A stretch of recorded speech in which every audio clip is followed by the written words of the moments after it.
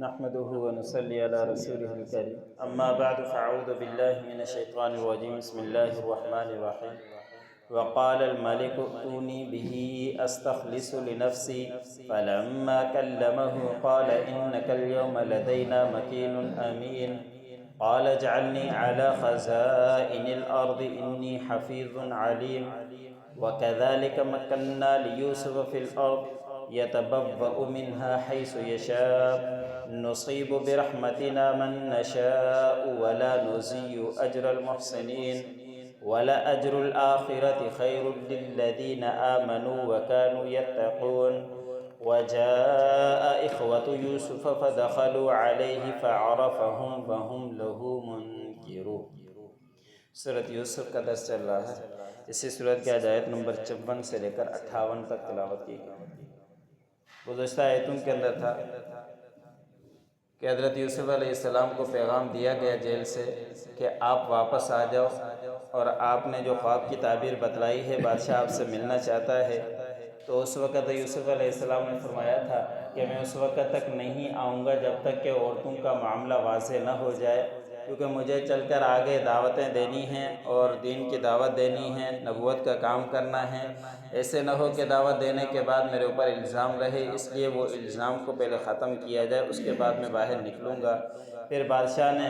سب عورتوں کو جمع کیا، زلیخا بھی تھی، تو سب نے اقرار کیا تھا کہ ہم نے کوئی یوسف علیہ السلام کے اندر غلطی نہیں دیکھی، وہ تو پاک اور صاف تھے، کوئی برائی اس کے اندر نہیں تھی۔ زلیخا نے اقرار کر دیا تھا کہ میں ہی خطا کار ہوں، میں نے ہی اس کو اس کے نفس سے پھسلایا، اپنے نفس سے اس کو پھسلایا تھا، کوشش کی تھی لیکن یوسف علیہ السلام بچ گئے تھے۔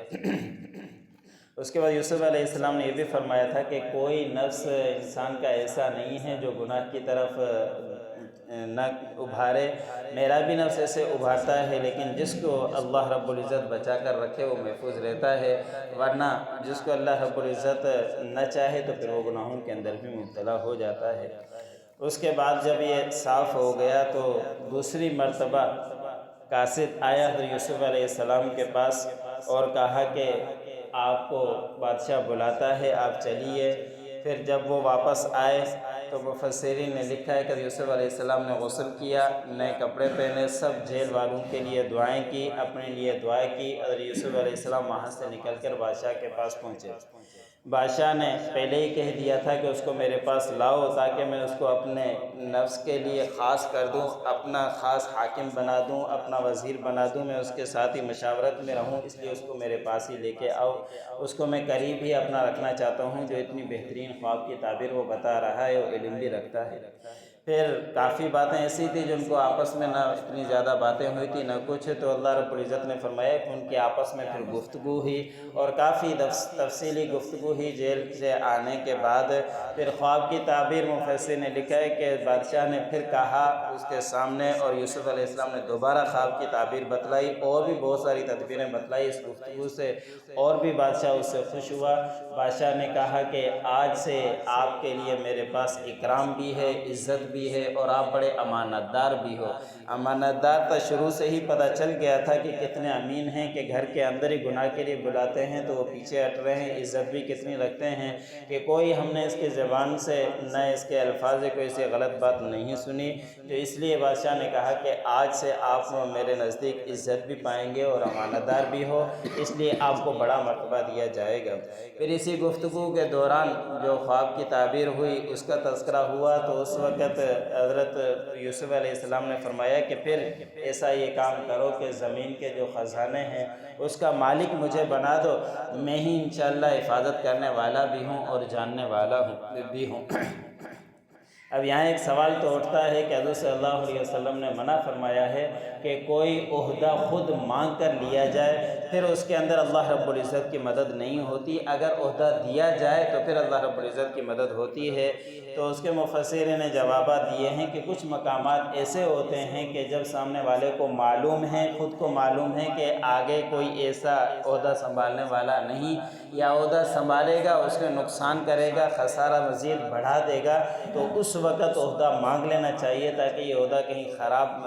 خراب لوگوں کے پاس نہ چلا جائے جس سے نقصان ہو۔ اور یوسف علیہ السلام کو معلوم تھا اور تدبیر بھی پتہ تھی کہ کس طرح کام کرنا ہے، کوئی اور اٹھاتا تو پھر ہو سکتا ہے وہ نہ سنبھال سکتا۔ 7 سال تک خوب انہوں نے آبادی کرنی تھی، پھر 7 سال میں بہت قحط ہی آنا تھا، اور پھر یہ صرف مصر میں قحط نہیں تھا، ارد گرد بہت سارے لوگوں کے اندر، علاقوں کے اندر بھی پھیل چکا تھا۔ تو یہ پھیل جاتا، یوسف علیہ السلام اس کی اچھی تدبیر کر سکتے تھے، اس لیے یوسف علیہ السلام نے یہ مانگا تھا۔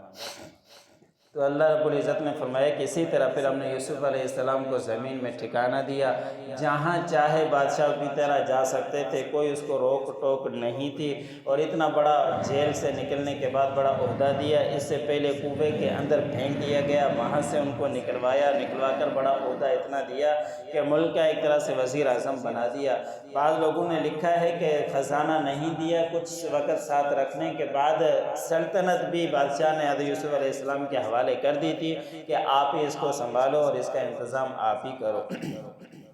تو اللہ رب العزت نے فرمایا کہ پھر ہم ایسے ہی رحمتیں دیا کرتے ہیں جس سے چاہیں، اور جو اچھائیاں کیا کرتا ہے اللہ نے فرمایا کہ پھر ہم اس کی اچھائیوں کو کبھی بھی ضائع نہیں کرتے، اس اچھائیوں کا ضرور اجر دیتے ہیں۔ جو حضرت یوسف علیہ السلام سے کنویں قصے سے ملا ہمیں کہ انہوں نے صبر کیا، تکلیفیں آئی، کنویں کے اندر پھینک دیا گیا، پھر لائے گئے، پھر بیچ دیے گئے، پھر اس کے گھر کے اندر غلام بن کر رہے، پھر جیل کے اندر ڈال دیا گیا، لیکن اچھائیاں کرتے رہے، برائی کی طرف کبھی بھی رغبت نہیں کی، تو اللہ رب العزت نے ان کو نیکیوں سے بھی نواز دیا۔ اللہ نے فرمایا کہ یہ تو صرف دنیا کے اندر یہ نیکیوں کا بدلہ ملا ہے، لیکن اگر کوئی اس طرح کی نیکیاں کرے گا تو اس کو آخرت میں بھی اس کا ضرور بدلہ ملے گا۔ ان لوگوں کو جو ایمان لے کر آئے اور انہوں نے تقوی اختیار کی، ان کو بھی آخرت کے اندر بدلہ ملے گا۔ اللہ رب العزت کسی کا بھی بدلہ ضائع نہیں فرماتے۔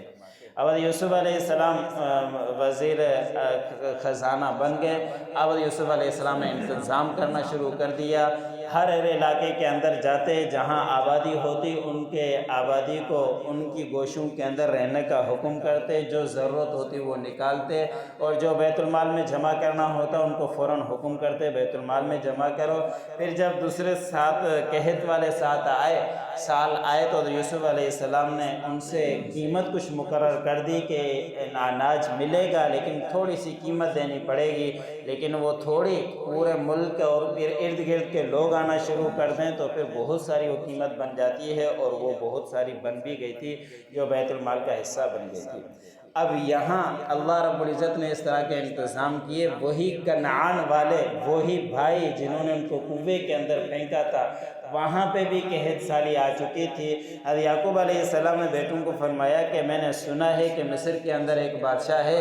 جو آج کل کے حالات آپ لوگوں کے سامنے، کھانے کے لیے کبھی ہوتا ہے کبھی نہیں ہوتا، آپ لوگ وہاں جاؤ اور وہاں سے کچھ رقم یہاں سے لے جاؤ، وہاں سے اناج لے کر آؤ تاکہ ہمارا انتظام ہو سکے۔ تو اس کا اگلی رکوع کے اندر اللہ رب العزت نے تذکرہ بیان فرمایا کہ ان کے بھائی، یوسف علیہ السلام کے بھائی ان کے پاس آئے۔ یوسف علیہ السلام نے اپنے بھائیوں کو پہچان لیا لیکن وہ ان کو نہیں پہچان سکے۔ ایک بات یہ بھی ہوتی ہے کہ بادشاہ نے، یوسف علیہ السلام نے یہ بات مقرر کر رکھی تھی کہ جو بھی آئے اس کو پورا ڈیٹا لیا جائے، کہاں سے آیا ہے، کیا نام ہے، کیا کرتا ہے، کتنے بھائی ہیں، سب کچھ وہ لیتے بھی تھے اور سامنے آتے تھے، تو پھر اب یوسف علیہ السلام دیکھا بھی کرتے تھے۔ تو اپنے بھائیوں کو وہی کیفیت تھی، اتنی تبدیلی نہیں ہوئی تھی۔ یوسف علیہ السلام معصوم بچے تھے، اب جب بڑے ہو گئے تو ان کی تبدیلی آ گئی، اس لیے انہوں نے تو نہیں پہچانا، یوسف علیہ السلام نے پہچان لیا، اور پہچاننے کے بعد جب پورا تفصیل بھی آ گئی، یعقوب علیہ السلام کے بیٹے ہیں، فلاں علاقے سے آئے ہیں، تو یوسف علیہ السلام کو ساری باتیں یاد آ گئی،